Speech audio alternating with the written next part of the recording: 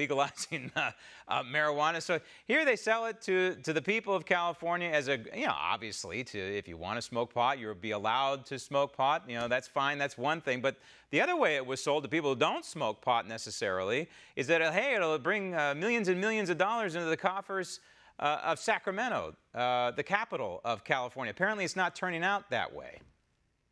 Well, it's definitely generating revenue. If it isn't legalized, all it means is that drug dealers don't pay taxes. So it's obviously producing more revenue than to keep it criminalized.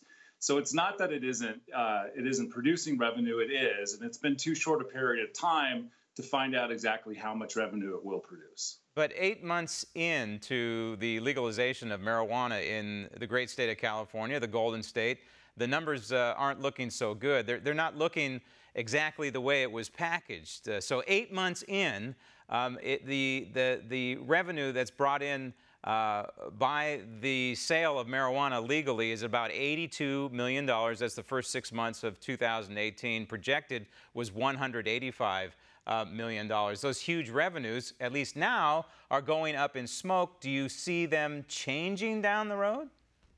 Look, maybe people are using less. Maybe they projected too far. We don't know. We know that the number one reason that people are using the Adult Use Act is to go into dispensaries and look for help with sleep. That's a good thing for a bunch of different reasons. If the revenue is lower, it's still just lower. It's not nothing.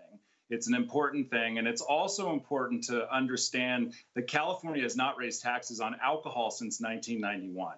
So the idea that cannabis is somehow supposed to be highly taxed, which is fine. There's no reason to not tax it highly. But why isn't alcohol taxed at the same rate? So if we want to look at generating revenue from intoxicating substances, we have to take a good, long, hard look at alcohol, at beer, wine, and distilled spirits. Well, yeah, I mean, that's kind of my point. And my argument is that, hey, they taxed it to high heaven. They may have taxed people out of the market in terms of buying marijuana. And so instead, they go to the black market, which is still thriving because the taxes are so high. So there are several reasons why the sales are not where they are, and one of them is high taxes. The illicit sales are still booming right now. Municipalities, individual municipalities, are banning, Joe, certain commercial sales, legal sales of marijuana. And then, of course, there's local taxes on top of the state taxes. So in essence, they're creating a negative effect here if people want to go out and buy legalized marijuana. Well, yeah, if the taxes are too high, if it's taxing people out of following the law or being compliant with the law, it's not a good thing. I mean, the whole ideal of legalization and recreational or adult use is to capture the revenue and funnel it into projects like schools. Colorado's done that. There's a bunch of different ways that money could be utilized. It's far better than to leave it in the hands of drug cartels or people who have no regulation or no standards. So totally agreed. I always think, look, cannabis causes less damage than alcohol by any metric. I think that tax should be for intoxicating substances. It doesn't necessarily need to be separate from cannabis. And so I think that it's an important issue to keep that in mind. Yes, cannabis should be taxed. There's no question. The rate of tax should be not that it's inaccessible. The truth is, one of the ways New York City eliminated virtually smoking was that they taxed it so high. A pack of cigarettes in New York City is $15.